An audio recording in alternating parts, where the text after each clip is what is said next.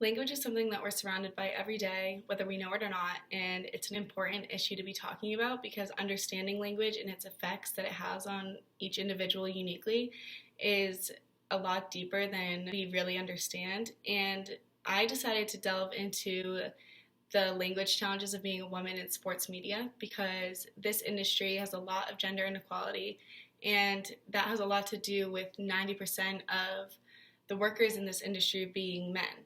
So when we talk about sports, we generally associate it with masculinity and men pretty much. And any woman that's a part of this is just not as capable as the men are because it's just such a masculine industry that we have made it out to be. Now, a lot of this has to do with the language that we use when talking about sports, as well as the people that are pushing these ideas to their audiences.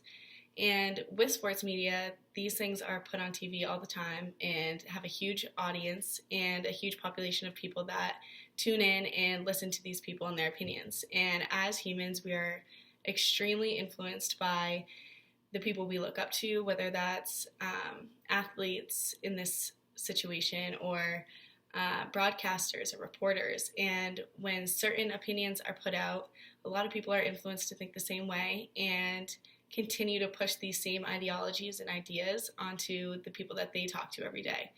So language is something that gets tossed around, and it's not really fully understood the depth that it really has on society as a whole. So when we talk about sports and sports media, a lot of times when women are put down or seen as incapable when doing their jobs, such as sideline reporting or playing the sport in general, they're just not seen as capable as the men are. So I was interested in seeing how women could use language as a benefit to them instead of it being an obstacle. So doing my research, my initial question was to aim and understand how female sportscasters present themselves to audiences and discover how these perceptions affect their credibility and their trust and their respect in the media, because a lot of times women are not as respected or trusted as men in this industry. And my initial hypothesis was that women have to pay much more attention to what they say and how they say it because they're more apt to get scrutinized for what they say in this industry because they're just not as trusted and respected. And a lot of times they're not allowed to have their own opinions because people always just will have a problem with it. And women also have to prove themselves more in this field to get that credibility, and there's more attention and criticism put towards analyzing the comments and questions passed by women in this industry over the men, again because it's such a masculine industry. So in order to answer a lot of these questions that I was having on the effect of language and how women could use it to their advantage, I did my own research, and I looked at a lot of different studies on the same topic, but wasn't exactly finding what I was expecting to find. Initially, I wanted to come up with my own dictionary of sorts and come up with what women can do to prove their competence in this industry. And what I did find was that competence is something that doesn't come as we initially think it does. We think that credibility comes from your work and the things that you've done and your professionalism and your history. However, it has a lot to do with people's first initial perceptions of you. And competence as a component of source credibility is of interest here due to the historic gender bias and increased presence of women in sports media. And because there's been growth of women in this industry, there's been a lot of criticism and scrutiny put towards them because it's seen as such a masculine and male-driven industry. So an individual does not choose his or her level of credibility because the receiver of the message, whether they intend to do this or not, they make their own credibility judgments, determining your credibility. And because of the world that we live in with social media and such easy access to spread our own opinions, when these opinions are posted, it can have a huge detrimental effect to individuals, but also groups of people. So, for instance, Jessica Mendoza was recently put down in the media for her comments on sign stealing. And due to people's criticism and scrutiny towards her comments, it not only put her down and put down her credibility, but this also put down the credibility of women in this field in general. So it not only attacked Mendoza, but it attacked people's perception of women in sports media in general. So this will have a large effect on how people feel about future women and future females' comments on any issue regarding sports. So even these small instances have a longer and bigger effect for a larger majority of people. And the relationship between gender, competence, and credibility may be explained by gender schema theory. And according to this theory, individuals depend on schematic processing by using sex typing in order to quickly digest information. So gender schema pretty much proposes that the phenomenon of sex typing derives in part from gender-based schematic processing. And this is just a generalized readiness to process information on the basis of gender. And this happens a lot in sports media because when people nowadays just want information quick, a lot of times this gender schema theory comes into play because whether you know it or not, you're already analyzing the person's credibility and competence, and a lot of times it's based on gender. And this isn't necessarily the individual's fault or the audience's fault. It's just what society has buried into our minds. And it's important to note that these initial beliefs that we have in our heads aren't necessarily our own. So that's where we first have to start and understand how we can correct ourselves. And that's where language comes into play a lot, because if we continue passing around this idea that women are not as credible and are not as competent as men in this industry, then this first initial perception of women when they're doing their jobs in sports media are going to be negative. And this isn't something that we can control because it's our first instinct is to think, oh, they're not as competent, because this is what's put into our media and the language that we use regarding females in sports. So that's where the power of language starts. Having to distinguish between what society believes and what society continues pushing into our minds and what we generally believe ourselves. So no longer was I looking into what language women can use to their benefit, but I was looking into why gender inequality happens in this industry as a whole.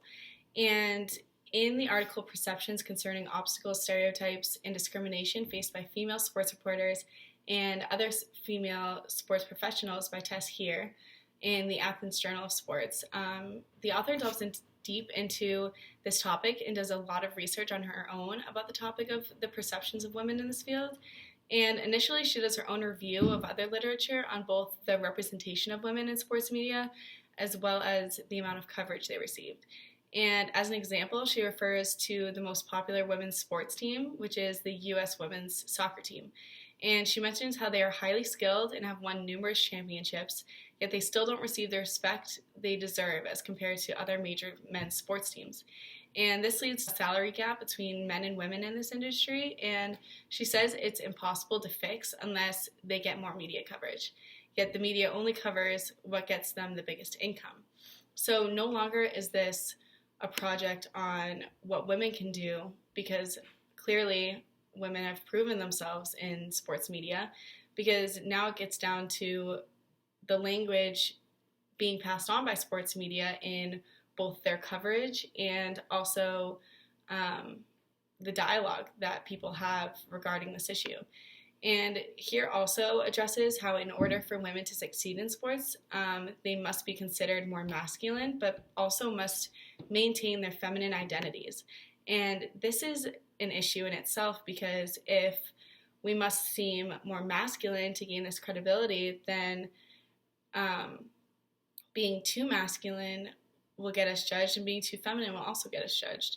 So having to rise to this standard puts an extreme amount of pressure on females, specifically to be perceived a certain way to the public, and not just only focus on their ability on the field, but also how people are receiving their skills and their perception.